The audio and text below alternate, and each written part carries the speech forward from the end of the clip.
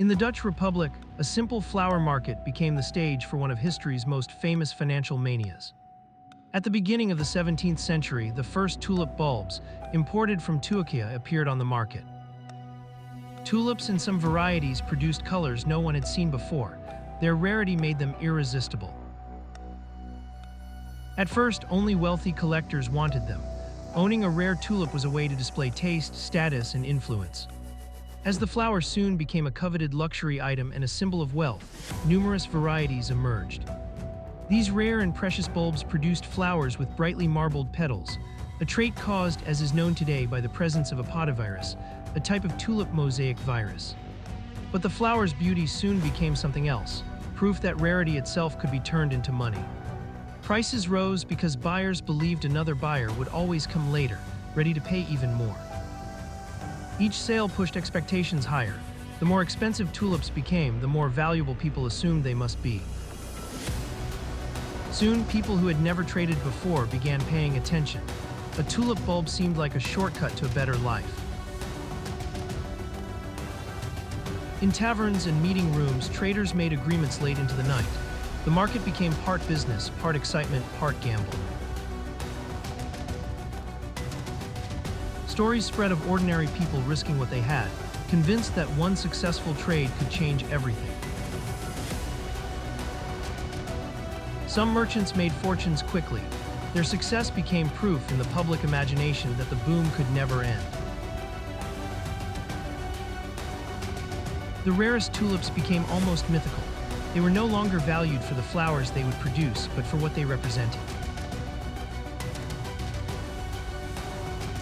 Soon, people were not even trading bulbs anymore.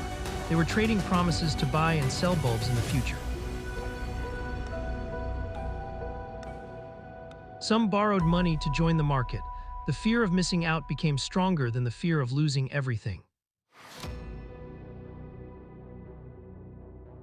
Prices climbed so high that they no longer reflected the flower itself. They reflected hope, competition, and collective belief. Not everyone was convinced. A few older traders watched carefully, wondering how long such prices could possibly survive. Then, almost without warning, confidence began to weaken. A market built on belief can change the moment belief starts to fade. Slowly, buyers bend to refuse to pay the price everyone expected. Suddenly, sellers realized that buyers might no longer be there. Fear moved faster than confidence ever had. Traders who wanted to sell found fewer people willing to buy. The rise had been spectacular, but the fall was faster. Every failed deal made the next one even harder.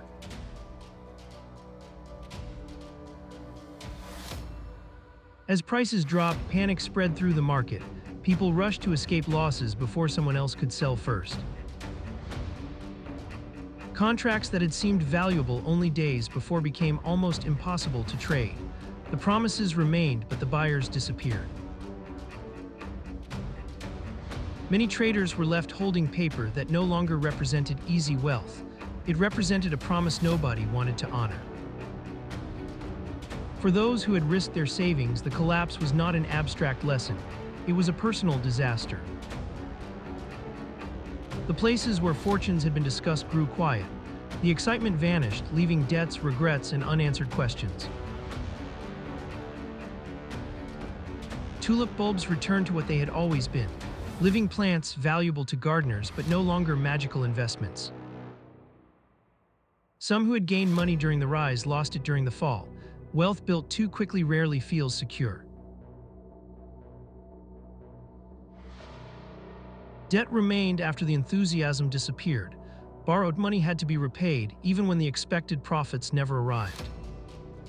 The market slowly emptied. What had once looked like opportunity now looked like the remains of a passing obsession. The bubble had burst because its price depended on confidence alone. When confidence vanished, the illusion vanished with it. Centuries later, Tulip Mania became a symbol used to explain financial bubbles, speculation, and the danger of collective excitement. Its lesson is not that people were foolish. It is that hope can become powerful when everyone around you seems to be winning. The tulip itself was never the problem. The problem was the belief that beauty alone could guarantee endless profit. In response to the tulip market crisis, Amsterdam's magistrates annulled all signed contracts. Amsterdam judges also declared that speculation in tulip bulbs constituted a game of chance and refused to compel the contracting parties to honor their agreements. Eventually, the flower market recovered. Tulips remained admired, planted, sold, and enjoyed for what they truly were: